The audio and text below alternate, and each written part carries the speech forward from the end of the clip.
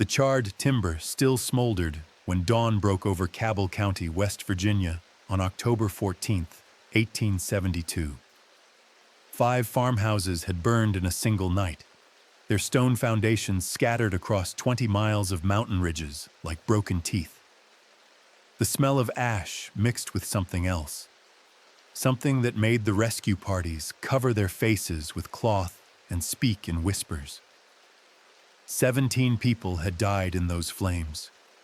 Men, women, children who never made it past their front doors. The wooden beams had fallen inward, trapping families in their beds while fire consumed everything they had built, from virgin forest and backbreaking labor. But here was the thing that made veteran constables shake their heads and preachers question divine justice. The fires hadn't been accidental. Someone had set them deliberately, moving through the darkness with kerosene and matches, listening to the screams as mountain families discovered their homes had become their tombs. The man responsible would disappear into legend within a decade, his name erased from courthouse records, his crimes buried beneath a century of deliberate forgetting. His name was Henry Willis. October air carried the scent of dying leaves and wood smoke through the hollows of Cabell County, where autumn came early and stayed late among ridges that rose like cathedral spires from the Ohio River Valley. The crack of splitting wood echoed from clearings where families had carved farms from wilderness, their cabins tucked into draws that protected them from winter winds, but trapped them during summer storms. Henry Willis owned 3,000 acres of this mountain kingdom, timber rights stretching across ridges where oak and maple trees grew thick as a man's waist. At 38, he commanded respect from Huntington to the Kentucky border, his word carrying weight in courthouses and counting houses, where lesser men waited for his approval before conducting business. The Willis name meant something in 1872 West Virginia. Henry's grandfather had acquired the original land grants through service in the Revolutionary War, trading blood spilled at Kings Mountain for deeds signed by Governor Patrick Henry himself. His father had expanded the holdings during the canal boom, buying up bottomland when Irish and German immigrants needed quick cash more than they needed permanent roots. But Henry had proven himself the shrewdest Willis yet. While other landowners fought the Baltimore and Ohio Railroad's expansion through their properties, Henry had welcomed the steel rails, selling timber to fuel the locomotives and accepting stock certificates that multiplied his wealth faster than any crop could grow. By 1870, the Willis fortune had grown beyond mere land ownership into something approaching genuine power. His wife Martha managed their household with Germanic efficiency, maintaining detailed ledgers that tracked every bushel of corn, every cord of wood, every payment from the tenants who farmed Willis land, under agreements that tied them to the soil as surely as any contract. Their 3 children attended private schools in Huntington, learning Latin and French while their mountain neighbors struggled with basic arithmetic. The Willis home sat on a ridge overlooking the Guyandota River, a 2-story structure of dressed stone and imported timber that announced its owner's prosperity to anyone traveling the river road below. Servants tended gardens where exotic plants grew alongside mountain laurel, creating a landscape that seemed to belong in Virginia's tidewater rather than West Virginia's rugged interior.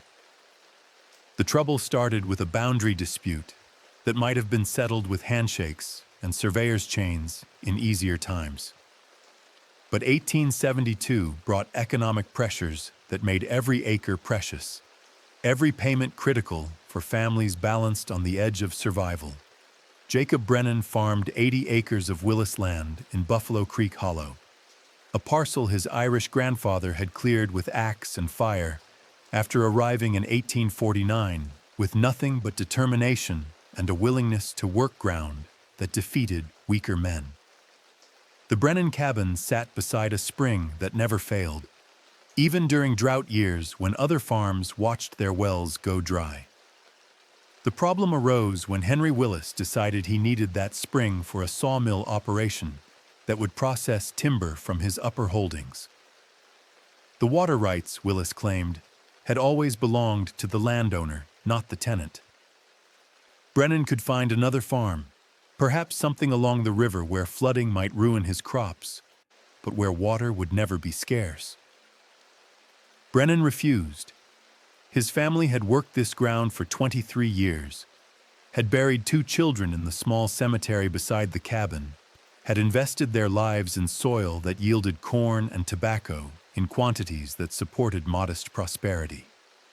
The spring belonged to whoever had earned it through labor and loss. Their dispute reached the courthouse in Huntington, where Judge William Cabell heard arguments from both sides with the weary patience of a man who had seen too many neighbors turn into enemies over property lines and water rights. Brennan brought witnesses who testified to his family's improvements to the land, the stone walls and cleared fields that increased the property's value beyond anything Henry Willis had contributed.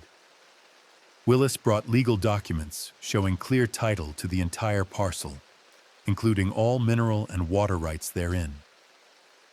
But something else happened during those courthouse sessions that neither man anticipated. Other tenants began talking among themselves, sharing stories of increased rents and shortened lease terms, of improvements they had made that benefited Willis more than themselves. The Kowalski family, Polish immigrants who had turned 40 acres of rocky hillside into productive farmland, discovered their lease would not be renewed unless they accepted a 50% increase in annual payments. The Murphy clan, Scots-Irish who had fought in the Civil War before settling in a hollow where wild ginseng grew thick enough to supplement their farming income, learned that Willis now claimed exclusive rights to harvest any plants of commercial value from land under his ownership. 5 families, 17 people, all facing displacement or financial ruin because Henry Willis had decided his wealth needed tending more carefully than their lives required consideration. Judge Cabell delivered his ruling on October 7, 1872, in a courthouse packed with mountain farmers who had traveled from across the county to hear how property law would balance against human investment in the land. The judgment favored Henry Willis completely. Tenant farmers, the court ruled, enjoyed no permanent rights to improvements they made on another man's property. Springs, timber, mineral deposits, and any plants of commercial value belonged to the landowner, regardless of who discovered or developed them. Lease agreements could be modified or terminated at the landowner's discretion, provided proper legal notice was given. Jacob Brennan stood when the judgment was read, his face flushed with anger that had been building for months of legal proceedings. "Your Honor, this ain't justice. This is rich men stealing from poor men with law books instead of guns." Judge Cabell's response was swift and final. "Mr. Brennan, you will respect this court or find yourself in contempt. The law favors property rights over sentiment, as it must in any civilized society." But what happened next revealed the deeper currents flowing beneath this surface dispute. As families filed out of the courthouse, Henry Willis approached several of the tenants with an offer that sounded generous until its implications became clear. He would allow them to remain on their current farms, provided they accepted new lease terms that included a provision granting Willis first right of refusal on any future sale of the properties. Additionally, all improvements made to the land would require his written approval, and any commercial activities beyond basic farming would be subject to his direct oversight. The terms would transform independent farmers into something approaching indentured servants, bound to Willis property not by chains, but by contracts that made genuine independence impossible. 3 families accepted the new terms immediately, fear overriding pride as they calculated the cost of starting over elsewhere with limited resources and no guarantees of finding better situations. Two families refused. No one knows. The Brennan and Murphy families announced they would leave Cabell County entirely, selling what livestock and equipment they could transport and abandoning improvements that represented decades of labor. They would head west, toward Ohio or perhaps Indiana, where land could still be purchased, rather than leased from men who changed terms whenever profit demanded revision. But Henry Willis had spent too many years building his mountain kingdom to watch it diminish, because stubborn tenants preferred independence to security. On the evening of October 13th, 1872, he made a decision that would echo through the hollows long after courthouse records had been altered to hide the truth. The general store in Buffalo Creek Hollow closed early on October 13th, its owner citing a sudden stomach ailment that required immediate rest.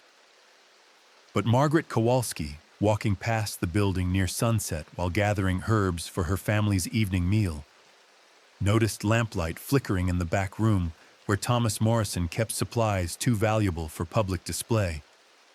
Through a gap in the curtains, she glimpsed Henry Willis examining items laid across Morrison's counting table. Kerosene cans, the kind used for winter heating, coils of rope. A leather satchel filled with objects too small to identify from her position beside the window. Morrison counted paper money with the careful attention of a man completing a transaction he preferred to forget quickly. His hands shook slightly as he wrapped each item in burlap, creating bundles that could be loaded onto a horse without rattling or reflecting moonlight. From a letter found in Willis family papers, dated October 13th, 1872. The contracts are prepared. Settlement must be final before winter makes travel impossible. No further negotiation acceptable. Margaret Kowalski hurried home to her family's cabin, where her husband Stanislaw was mending harnesses by firelight, while their 3 children completed evening chores that would prepare them for the journey west they planned to begin the following week. She described what she had witnessed, speaking in Polish to prevent their youngest daughter from understanding words that carried implications too dark for childhood comprehension. Stanislaw set down his tools and walked to the window, studying shadows that moved among the trees below their farm. Nothing appeared unusual, but mountain folk learned early to trust instincts that detected danger before it became visible. He loaded his shotgun and placed it beside the door, then gathered his family around the kitchen table for a discussion that would determine whether they survived the night. The Kowalski farm sat on a ridge that commanded views of 3 other properties, scheduled for Willis's attention. If Margaret's suspicions proved accurate, they would witness whatever Henry Willis planned to accomplish under cover of darkness. The question was whether witnessing would make them targets or survivors. Meanwhile, in a hollow 2 miles downstream, Jacob Brennan was completing his own preparations for departure. His wagon was loaded with household goods that had survived the Atlantic crossing in his grandfather's time, items too precious to abandon despite the cost of transportation to unknown destinations. His wife Catherine had sewn gold coins into the lining of a quilted coat, transforming 20 years of careful savings into portable wealth that could survive bandits or border crossings. Their children, ranging from 16-year-old Patrick down to 8-year-old Molly, had accepted the family's decision to leave West Virginia with the resigned courage that mountain children learned early. Life was uncertain anywhere, but uncertainty with dignity seemed preferable to certainty without hope. The Murphy cabin erupted in flames at 11:47 p.m., turning the darkness into a hellscape of orange light and black smoke that rose above the ridges like a signal fire warning of approaching apocalypse. Cornelius Murphy woke to the smell of kerosene-soaked timber burning with the unnatural intensity of deliberately set blazes. By the time he reached his bedroom window, Flames had already consumed the front porch and were climbing toward the roof with mathematical precision that left no doubt about their origin.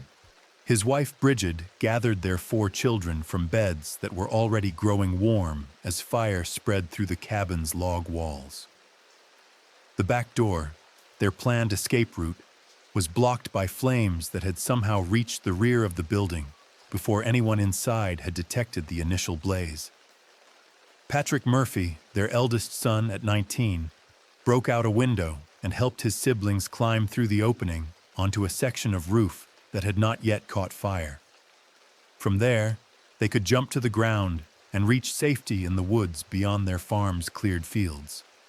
But Cornelius Murphy made a different choice. Instead of following his family through the window, he ran toward the front of the cabin where he kept a loaded rifle for protection against the bears that occasionally descended from higher elevations to raid mountain gardens. Through the flames consuming his front door, Cornelius saw a figure on horseback silhouetted against the blazing porch. The rider sat motionless, watching the fire with the detached interest of someone observing a natural phenomenon rather than a human catastrophe. Cornelius raised his rifle and fired, the shot echoing across the hollow with a sound that would wake every family within 5 miles. The rider spurred his horse and disappeared into the darkness, but not before Cornelius glimpsed enough detail to confirm what he had suspected since the first smell of kerosene reached his nostrils. Henry Willis had come to deliver his final response to tenants who preferred independence to submission. The Murphy cabin burned to its stone foundation within 30 minutes, taking with it everything the family had accumulated during 21 years of mountain farming. Tools, furniture, clothing, documents, photographs, books, musical instruments, children's toys, preserves, grain, livestock feed, harnesses, and the 1,000 small items that transformed a house into a home. From the woods where his family huddled around Bridget's carefully protected ember pot that would allow them to restart their fire when they found shelter, Cornelius Murphy watched his life's work become ashes and made a promise that would haunt him for the remainder of his days. Henry Willis would pay for this night's work, even if justice required 20 years to accomplish. The second fire bloomed against the sky at 12:31 a.m., visible from the Murphy Farm's ruins as another orange glow that painted the undersides of clouds with light that had no natural source. The Brennan cabin, 2 miles downstream from the Murphy place, burned with the same terrible efficiency that suggested careful planning rather than random violence. But this time, the family was not so fortunate in their escape. Jacob Brennan had posted his son Patrick as a sentry after Margaret Kowalski's warning about Henry Willis's activities at Morrison's store. When Patrick spotted movement in the trees surrounding their cabin, he woke his father with whispered urgency that sent both men toward windows that commanded views of their farm's approaches. But Henry Willis had learned from his encounter with Cornelius Murphy. This time, he brought associates. 3 riders approached the Brennan cabin from different directions, carrying torches that they applied to structures with military precision. The cabin, the barn, the smokehouse, and the chicken coop all ignited simultaneously, creating a ring of fire that left the family trapped in their home's central room. Patrick Brennan tried to break through the flames consuming their front door, but the heat drove him back with burns that would scar his hands for life. Jacob attempted to reach the root cellar through a trap door in the kitchen floor, hoping to escape through the tunnel he had dug to access his stored vegetables during winter months. The tunnel led to an opening beside the garden, 30 yards from the burning cabin. Jacob emerged first, followed by his wife Catherine and their 3 youngest children. But when Patrick tried to follow his family through the narrow passage, a burning beam fell across the trapdoor, sealing the opening with debris too heavy for the injured young man to move. Patrick Brennan burned to death in the cabin where he had been born, while his family listened to his screams from a hiding place they could not abandon without sacrificing the children who depended on their survival. From Margaret Kowalski's vantage point on the ridge above Buffalo Creek, the pattern was becoming clear. Henry Willis was not simply attacking families who had defied his will. He was making examples, creating fear that would prevent future resistance to his expansion of control over mountain lands and the people who worked them. But she also observed something else that would prove significant in the hours ahead.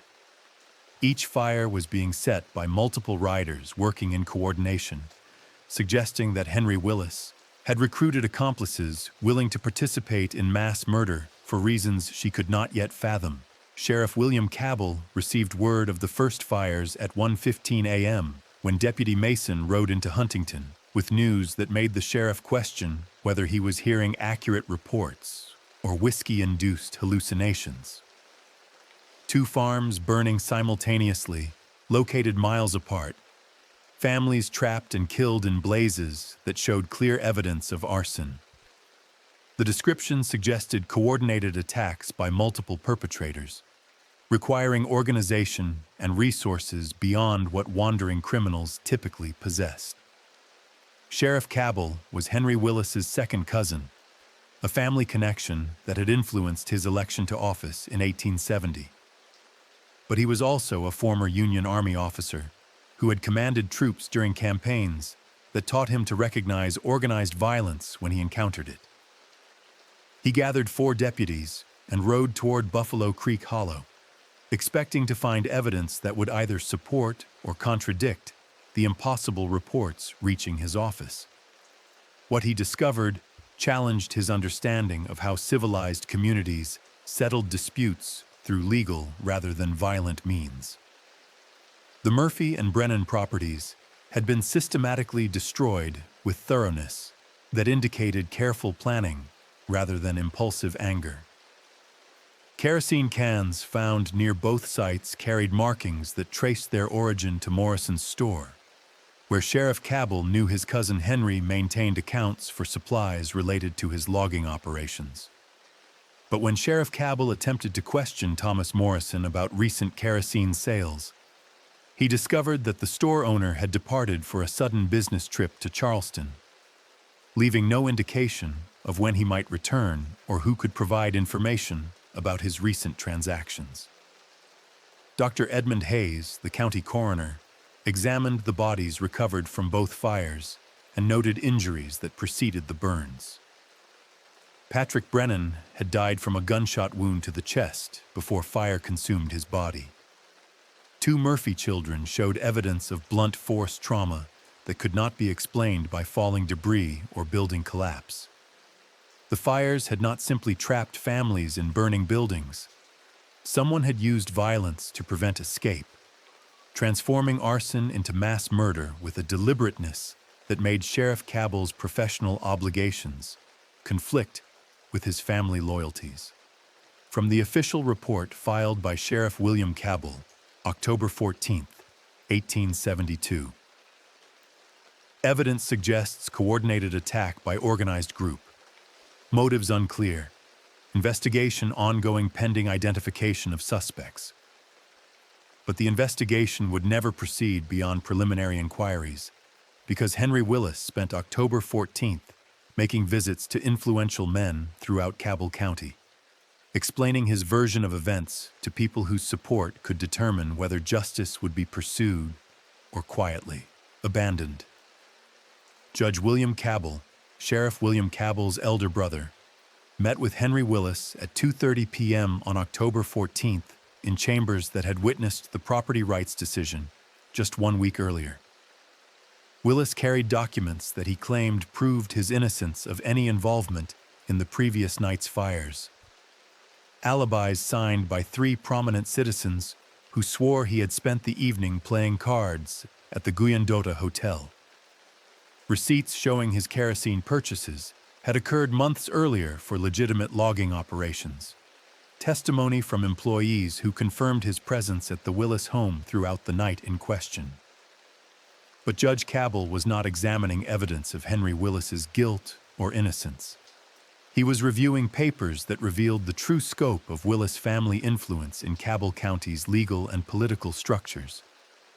The Willis fortune had provided loans that allowed the courthouse to expand its facilities during the previous decade. Willis Timber had built the bridges that connected mountain communities to Huntington's commercial district. Willis' political support had secured Judge Cabell's appointment to the bench when his predecessor retired, under circumstances that remained deliberately obscure. More importantly, Willis money had invested in the railroad expansion that promised to transform West Virginia from a backwater region into a corridor for commerce between eastern cities and western territories. Disrupting that progress to pursue justice for dead tenant farmers seemed counterproductive to men who measured civilization's advancement by economic rather than moral standards. Judge Cabell made a decision that would protect his community's prosperity while sacrificing its integrity. The investigation into the Buffalo Creek fires would be suspended pending discovery of new evidence that was unlikely to emerge, given the efficient destruction of crime scenes and the sudden unavailability of key witnesses. But the decision carried a cost that Judge Cabell had not fully calculated. Word of the fires and their aftermath spread through mountain communities where families began making their own preparations for conflicts that legal institutions seemed unwilling or unable to resolve. The pattern established that night would repeat itself across Appalachian counties for generations. As powerful landowners learned they could eliminate opposition through violence, while legal systems protected their interests through strategic blindness. What would you do if your neighbors were murdered and the courts refused to investigate? When law became a tool for protecting wealth rather than ensuring justice. When survival required choosing between submission and resistance that might leave your own children orphans. These questions haunted mountain families throughout the winter of 1872, as Henry Willis continued his campaign to consolidate control over land and people who threatened his vision of ordered prosperity. Henry Willis made a critical error on the night of October 28, 1872, when he decided that his campaign of terror required one final demonstration to ensure lasting submission from the mountain families who might harbor thoughts of resistance. The Kowalski farm had been spared during the initial attacks because Stanislaw Kowalski had publicly accepted Willis's revised lease terms, agreeing to conditions that transformed his family from independent farmers into indentured laborers bound to Willis land by contracts that eliminated any hope of genuine autonomy. But Willis had observed the Kowalski family's preparations for departure, noting the loaded wagon and the clothing bundles that suggested imminent flight rather than resigned acceptance of their new circumstances. Their submission had been performance designed to buy time for escape, not genuine acquiescence to his authority. On a moonless night, when clouds obscured the stars and mountain darkness provided perfect cover for activities that required concealment, Willis gathered his associates for what he intended to be the final act of his campaign to establish unquestioned control over Cabell County's isolated farming communities. But the Kowalski family had spent 2 weeks preparing for this possibility. Stanislaw had moved his wife and children to a cave system in the ridges above their farm, a hiding place stocked with food and weapons that could sustain them through whatever violence Willis might attempt against their property. More importantly, he had recruited allies among the mountain families who understood that their survival depended on cooperation rather than individual resistance to threats that exceeded any single family's ability to counter. Cornelius Murphy had survived the destruction of his farm by accepting temporary shelter with relatives in neighboring counties. But he had returned to Cabell County with resources and determination that transformed him from victim into adversary. His brother-in-law owned a hardware store in Ironton, Ohio, where certain items could be purchased without questions about their intended uses. The Murphy-Kowalski alliance had grown to include other families who recognized that Henry Willis's appetite for control would eventually threaten anyone who possessed land or resources he desired for his expanding business operations. They were no longer individual farmers defending their property rights. They had become an organized resistance movement with military experience, financial resources, and tactical knowledge that would prove decisive in the confrontation approaching through the October darkness. Henry Willis approached the Kowalski farm at 11:20 p.m. with 4 associates whose identities had been carefully concealed from anyone who might later provide testimony to legal authorities. They carried the same equipment that had proven effective during their previous raids: kerosene for accelerating fires, rope for restraining family members who might attempt escape, weapons for eliminating witnesses who could identify participants in activities that exceeded the boundaries of law or social acceptability. But when they reached the Kowalski cabin, they discovered that their intended victims had abandoned the building, leaving behind only furniture and household goods that suggested hasty departure rather than planned relocation. Windows stood open to night air that carried no scent of recent cooking or human habitation. Willis dismounted and entered the cabin, searching for evidence that might indicate where the family had gone or when they might return. What he found instead was a message written in charcoal across the kitchen wall, words that transformed hunters into prey with 4 simple lines. "We know who you are. We know where you live. We know what you did. Justice is coming." The message was signed with a symbol that Willis recognized from his grandfather's Revolutionary War records: the Liberty Tree emblem used by mountain militias who had fought British authority in frontier territories where conventional armies could not operate effectively. Willis emerged from the cabin to find his associates examining tracks that led away from the farm toward higher elevations, where pursuit would become increasingly difficult for mounted riders unfamiliar with terrain that had been shaped by centuries of water erosion and geological upheaval. But he also noticed something else that made his pulse quicken with fear, that had nothing to do with physical danger and everything to do with the collapse of carefully constructed plans that had required months to implement. Smoke was rising from the direction of his own property. From Stanislaw Kowalski's journal, discovered in 1937. October 28th, they came as we knew they would. Fire answers fire. Blood demands blood. Tonight, we settle accounts. The Willis mansion burned with the spectacular intensity of a structure designed to display wealth rather than withstand attack. Imported timber, expensive furnishings, and architectural details that prioritized beauty over defense created a conflagration visible from Huntington, 12 miles distant across the river valley. Martha Willis had awakened to the smell of kerosene and the sound of breaking glass as attackers systematically fired every room on the building's ground floor, while she and her children slept in second-story bedrooms that would soon become death traps. But the mountain families who had organized this retaliation were not Henry Willis. They had no intention of murdering innocents to achieve their goals of justice and deterrence. Cornelius Murphy stood beneath Martha Willis's bedroom window, shouting instructions that cut through the growing roar of flames consuming the building's wooden infrastructure. "Mrs. Willis, gather your children and come to the window. We'll get you down safe." Martha Willis faced a choice that revealed the moral distance between her husband's methods and those of the men seeking justice for his crimes. She could trust her family's safety to people Henry had tried to murder, or she could remain in a burning building and hope that walls constructed from stolen labor would somehow protect the innocents sheltering within them. She chose survival over pride, lowering her children from the second-story window to mountain men who caught them with careful hands and carried them to safety beyond the fire's reach.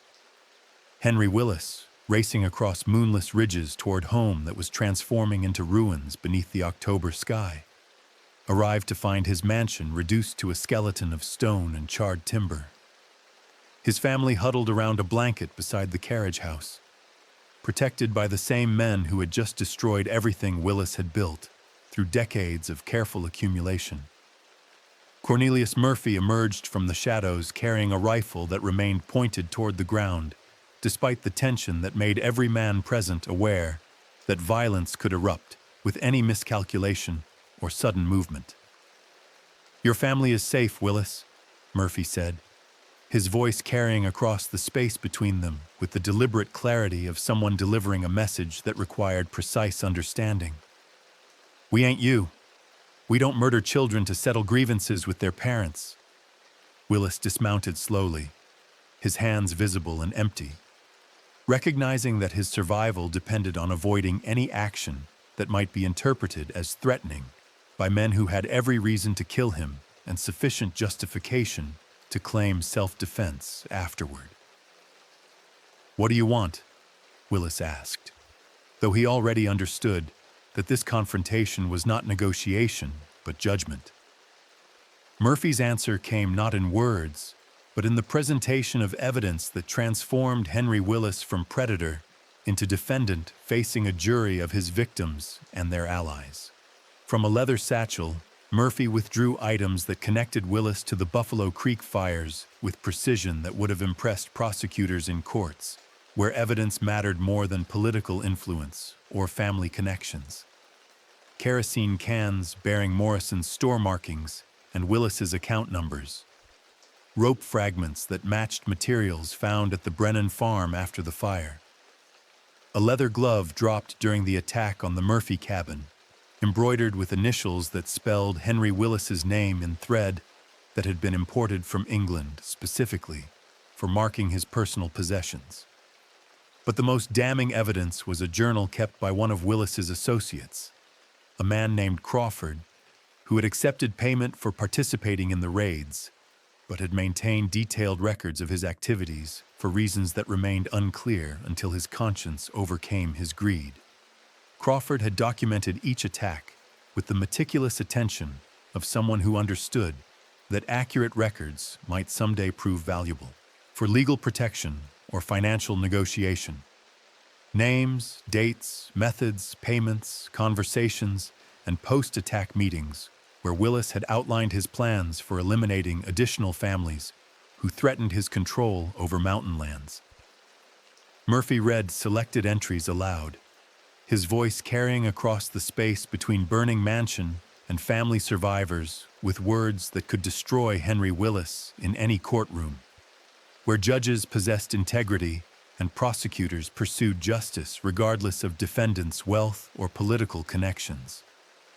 But courtrooms in Cabell County had already proven unreliable for delivering justice to families who lacked influence with men who controlled legal institutions for their own benefit rather than community protection. "Here's what's going to happen, Willis," Murphy continued, returning the journal to his satchel with care that suggested its contents were too valuable to risk damage or loss. "You're going to leave Cabell County tonight. You're going to sell this property to families who actually work the land instead of stealing from people who improve it. And you're going to live with knowing that everyone who matters understands exactly what kind of man you are." Willis opened his mouth to object, perhaps to threaten, certainly to assert authority that had never been successfully challenged by people he considered inferior in wealth, education, and social standing. Murphy raised his rifle with movement so smooth and practiced that Willis understood he was facing someone whose military experience included combat rather than just drill formations and parade ground ceremonies. "Don't make this harder than it needs to be, Willis. Your family's alive because we're better people than you are. Don't test our patience by arguing about justice you never deserved in the first place." The reckoning was complete. Henry Willis had lost everything that mattered. his property, his reputation, his influence, and his confidence that wealth could purchase immunity from consequences that ordinary people accepted as natural results of their choices. But victory carried a cost that mountain families would discover during the months ahead, as Henry Willis adapted to exile by seeking allies who shared his appetite for revenge and his contempt for people who valued justice over order.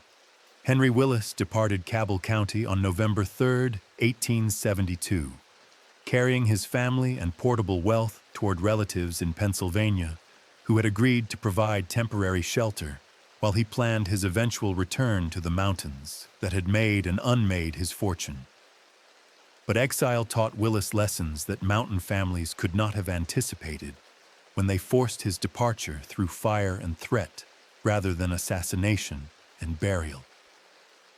Displaced from the source of his power, Willis discovered allies among men who understood that individual defeats could become collective victories if properly organized and adequately financed. The railroad expansion that had enriched Willis before his fall continued across West Virginia, with momentum that created opportunities for men who possessed capital and lacked scruples about methods required to acquire land from reluctant sellers. Willis invested his remaining wealth in companies that needed property cleared of inconvenient occupants who preferred farming to industrial development. By 1874, Willis had established a business that provided acquisition services to corporations seeking mountain land for mining, logging, and transportation projects.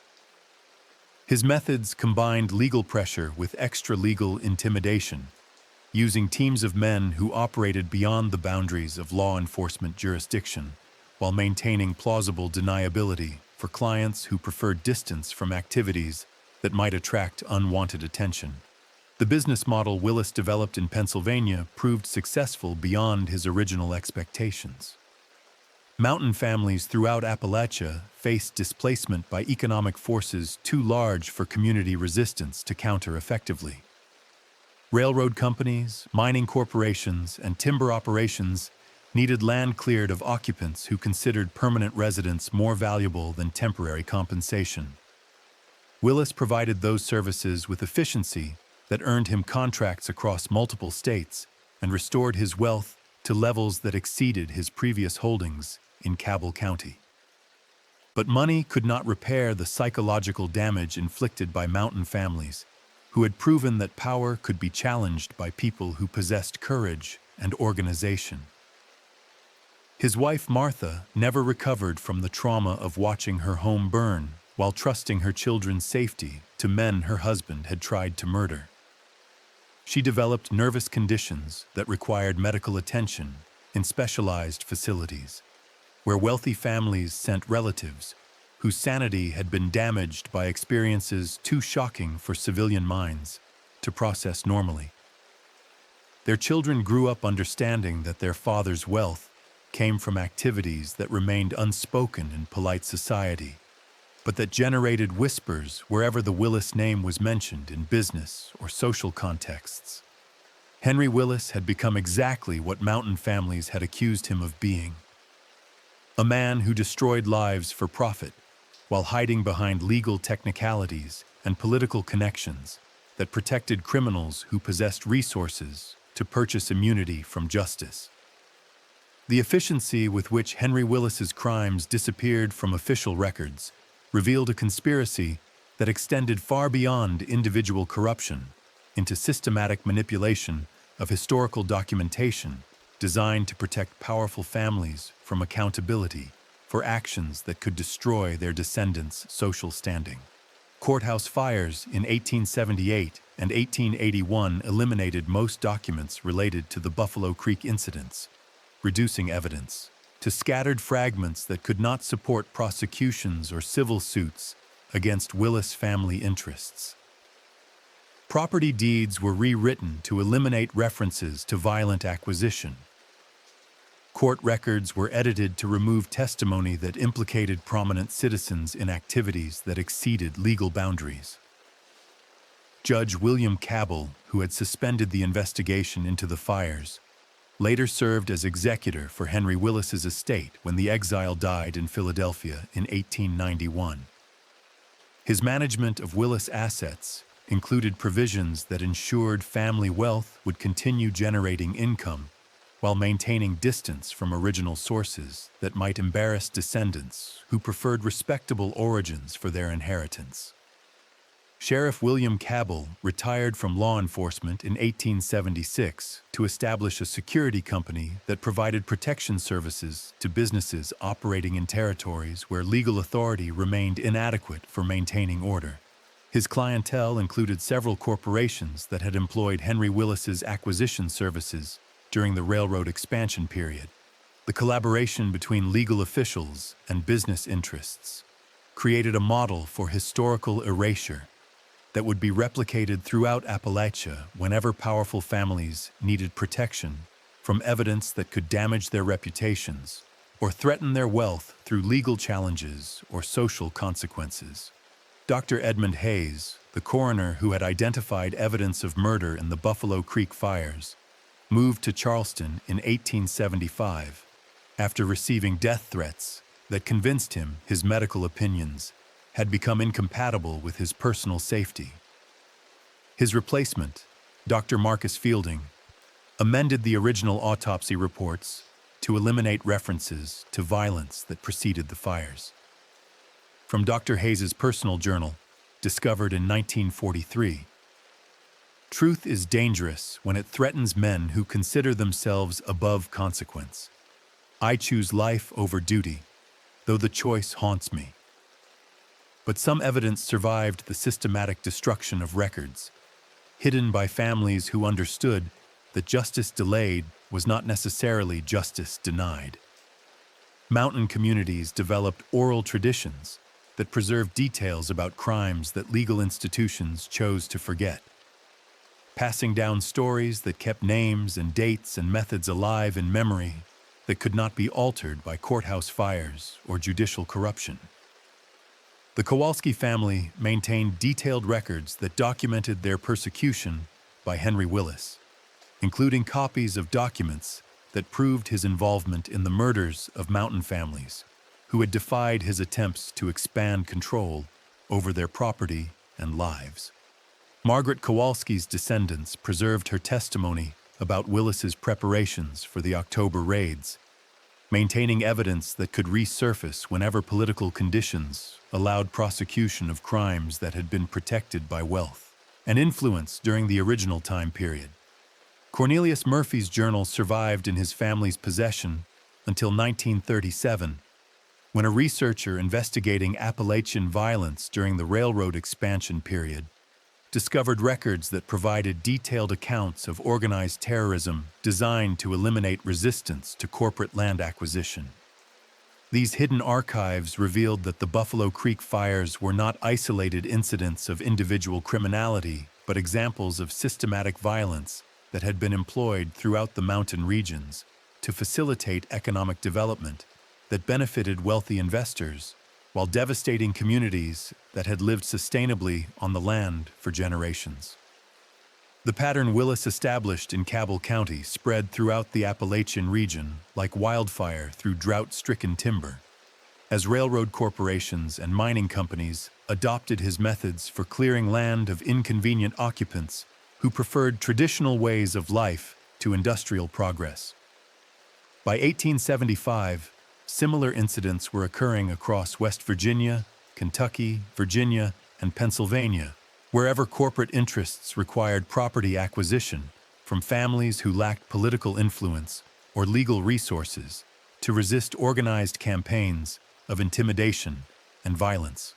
The Buffalo Creek fires became a template for economic terrorism that would continue for decades, evolving with technological advancement, but maintaining the essential elements Willis had pioneered. Systematic destruction of property, elimination of witnesses, corruption of legal institutions, and historical erasure that protected perpetrators from accountability. Henry Willis died in Philadelphia on March 17, 1891, surrounded by wealth that could not purchase redemption for crimes that had shaped his exile from the mountains, where he had learned that power without conscience creates enemies who remember everything and forgive nothing. His obituary in the Philadelphia Inquirer praised his contributions to railroad development and his success in facilitating economic progress throughout the Appalachian region.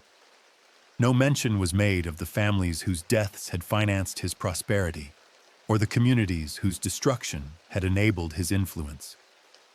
But in the hollows of Cabell County, where spring water still flows from the springs Henry Willis tried to steal, and where descendants of his victims still work, land their ancestors defended with blood and courage, older residents sometimes speak of fires that burned too bright and justice that arrived too late, but never disappeared entirely. The Willis name vanished from local records, erased by legal manipulation and historical revision that transformed mass murder into unfortunate accidents that required no investigation or prosecution. Courthouse documents list the Buffalo Creek fires as incidents of unknown origin that claimed 17 lives during an unusually dry autumn when accidental blazes spread more rapidly than volunteer firefighters could contain them. Margaret Kowalski's great-granddaughter still lives on the ridge above Buffalo Creek, in a house built from timber that survived the fires of 1872 and stones that remember everything her family witnessed during the night when mountain justice proved stronger than mountain wealth. On clear October evenings, when the air carries the scent of wood smoke and dying leaves, she sometimes tells visitors about the autumn when powerful men learned that some debts can only be settled with fire, and that some names deserve to burn as completely as the houses where children died, because their parents demanded dignity that threatened other people's profits. The legend persists that Henry Willis still haunts the mountains he tried to own, searching for forgiveness from families who chose exile over submission and justice over law. When legal institutions proved inadequate for protecting the innocent from predators who possessed wealth enough to purchase immunity from consequences that ordinary people accepted as natural results of their choices. Subscribe if you want the next deep dive.